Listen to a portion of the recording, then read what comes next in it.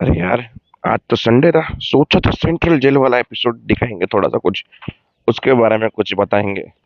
पर आज एपिसोड का पहला वर्ड और आखिरी वर्ड भाषण से शुरू हुआ, भाषण पे खत्म हुआ।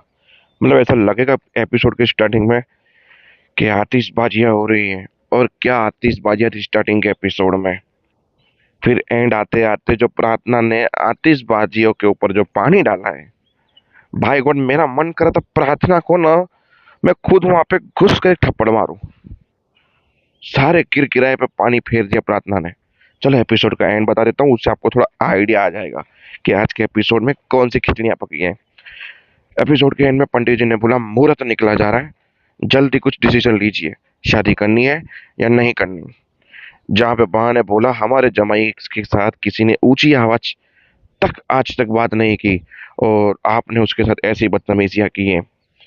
अब तो पराग पराग ने फिर बोला कि शादी अब तभी होगी खुशी खुशी जब आप अनुपमा जी जमाई के सामने माफी मांगेंगे, यानी सबके सामने जमाई जी से माफी मांगेंगे।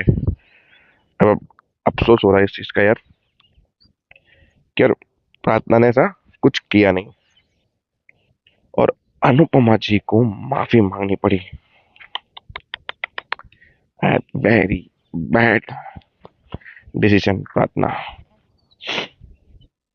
चलो बताते हैं। उसने बोला यहाँ से हटो।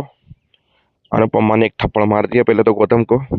थप्पड़ मारते गौतम नीचे गिरा, उठा, बोला शादी का मौसम है, आतिशबाजियां तो होगी आज। और प्रार्थना, तुम्हें डरने की जरूरत नहीं है, सज्ज हो जाओ तुम सच बोलने के लिए, इस आदमी के लिए। अंश ने बोला हम सब तुम्हारे साथ हैं। तो अनुपमा ने उसका कॉलर पकड़ा, घसीटते हुए लेके गई। पंडित जी ने बोला वधु की माँ को बुलाइए। बोला अनुपमा जी कहाँ है। फिर अनुपमा बोलती है मैं यहाँ हूँ। सब के सब खड़े हो गए। उसको देख के कॉलर पकड़ के लाई और घसीटते हुए ले गई सीधा पराग कोठरी के वहां।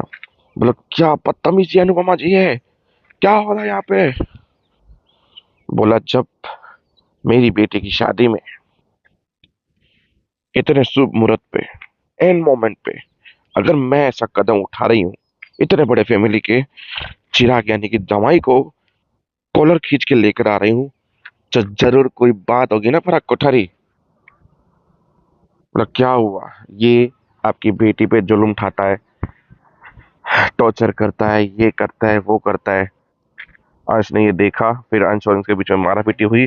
और मैंने भी देखा, मैं किसी औरत के ऊपर अत्याचार नहीं देख सकती। फिर बोला कि सौदा, अगर गलती आपकी निकली ना तो याद रखना आपको बहुत पछतावा होगा इस गलती का। बोला जब नारी आत्मसम्मान की बात आती है ना, तो सस्ता महंगा मैं कुछ नहीं देखती हूँ। इसने केवल अपनी बीवी के साथ नहीं, बल्कि मेरी बेटी के साथ भी ऐसा किया है इसने। मेहंदी वाले दिन इसने गंदी नजर डाली इसके ऊपर, टच करने की कोशिश की। और प्रार्थना थी वहां पे, उसने देखा जब राय ने उसे थप्पड़ मारा। फिर प्रेम गुस्से में आ गया, प्रेम को कंट्रोल करवाया अनिल ने, ये वो, कि रुक, बड़े बात कर रहे हैं, शांत। बोला नहीं, नहीं मतलब नहीं। फिर बोला कि अनुपमा ज्ञान देने लगी कि ये वो औरतों के ऊपर। पराग ने बोला बस कीजिए। फिर सबके हाथ जोड़े, सबको बाहर निकाला यहाँ से भाई। फैमिली के अलावा बाकी सब लोग बाहर निकले यहाँ से, प्लीज लीव नाउ। फिर प्रेम ने बोला कि पुलिस मैं बुलाऊं या पराग कोठरी आप बुलाओगे, चुप हो जा तू।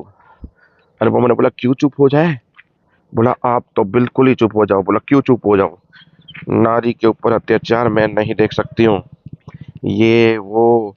ज्ञान मिलने लगा जब औरतें बड़े घर में होती है सबसे ज्यादा जुल्म वही ठेलती है, इज्जत के लिए, खानदान के लिए, वगैरह वगैरह। उनको ऊपर टॉर्चर होता है, हम औरतों को समझाते हैं कि घर से बाहर मत जाओ, बाहर राक्षस घूमते हैं ये वो। पर घर में ही अगर राक्षस हो तो औरतें कहाँ से फील करेंगी। ये तो सबसे बड़ी मुसीबत हो गई कि घर में राक्षस पाल रहे हैं और घर वालों को पता नहीं है। ये वो सारी गेम अनुपमा ने लॉर्ड लंबा लेक्चर दे दिया। फिर गौतम ने आइडिया दे दी, क्योंकि बोला कि अब प्रार्थना बताएगी आपको सब कुछ। तो गौतम ने अपने आप को थप्पड़ मारना शुरू कर दिया, क्योंकि अनुपमा ने बोला ना आपको क्या दिखा नहीं कि आपकी बेटी मेंटल हेरेस हो रही है, वो हो रही है, बहुत सारा टॉर्चर हो रहा है उसके ऊपर, आपको क्यों नहीं दिखा। फिर ख्याति को ये सब चीजें याद आ रही थी कि मैं पूछ रही थी, तब बताया नहीं। फिर गौतम ने अपने आप को मारना शुरू किया ना, बोले ये घटिया इंजाम लगाने से पहले आप लोग मुझे मारो, उससे बेटर मैं ही खुद को मार लेता हूँ। कम से कम आप भी खुशी पूरी कर लो मार के। ऐसा नहीं होना चाहिए मेरे साथ, बहुत गलत हो रही है, झूठ बोल रही है। आपको सच जानना है, प्रार्थना बताएगी सच। क्योंकि क्या कोठारी इतने बुरे हैं, मतलब इतने गधे हैं कोठारी के। चलो मैं मानता हूँ कि मैंने ये किया होगा। कब? जब मैं प्रार्थना के साथ बाहर रहता होता तब। तब मैं इस बात को एक्सेप्ट करता या आप एक्सेप्ट करते? मैं तो आपके घर में रहता हूँ ना।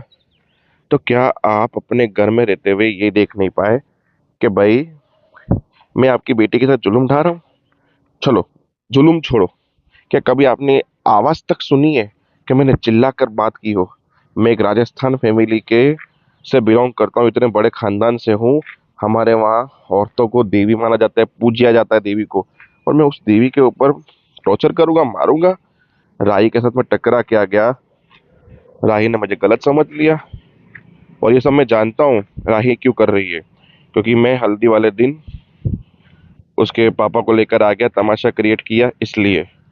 प्रेम इसके लिए गुस्सा है कि मैंने उसके इन्वेस्टर्स को रोक लिया इन्वेस्ट करने के लिए। अरे बदला ही लेना है तो अच्छे से लीजिए, सामने से लीजिए। इतने घटिया इंजाम लगाने की क्या जरूरत थी? ये चीज मुझे समझ में नहीं आई। फिर प्रार्थना को बोला तुम आगे आओ, अब हम बात करते हैं। प्रार्थना को डराया धमकाया आंखों से कि तेरे बाप के अंदर पैसे इन्वेस्टमेंट सब। प्रार्थना को याद आ रहा था कि कोठारी बर्बाद हो जाएंगे क्योंकि मेरे पापा के पैसे लगे हुए हैं, वगैरह वगैरह वगैरह वगैरह। प्रार्थना ही आगे। सब लोगों ने प्रार्थना को रिक्वेस्ट की कि सच बोलो, क्योंकि तेरी नई जिंदगी के आगे और सच के आगे बस एक सच का फासला है, जल्दी बोलो। प्रार्थना ने बोला गौतम जी ऐसे बिल्कुल नहीं है जैसा ये लोग सोच रहे हैं। अनुपमा जी को, अंश को और राही को, तीनों को गलत फहमी हुई है। भाई साहब क्या सस्पेंस और क्या म्यूजिक था बैकग्राउंड में जब ये ऐसा बोल रही थी। खत्म बात, tata bye bye, see you, मिलते हैं कल।